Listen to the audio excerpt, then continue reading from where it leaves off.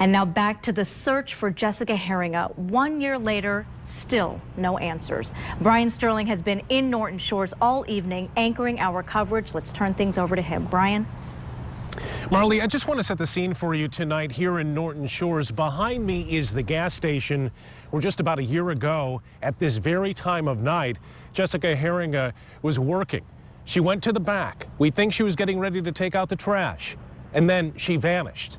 It's frustrating. A year later, we don't know what happened to Jessica, and the family, the law enforcement investigating this case, they're frustrated as well. They say this investigation seems to have stalled, but police contend they know more tonight than they did a year ago. I am confident that at some point, someone will come forward and give us that piece of information that we need to solve this case.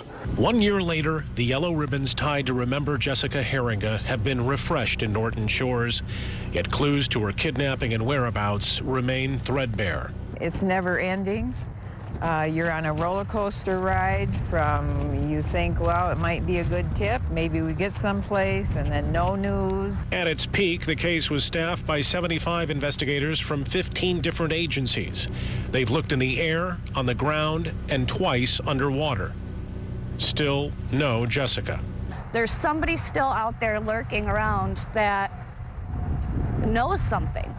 And that puts all the young women, young girls of all ages in danger. To me, that's scary. Today, a new timeline was established, a few new details, but nothing that really stands out.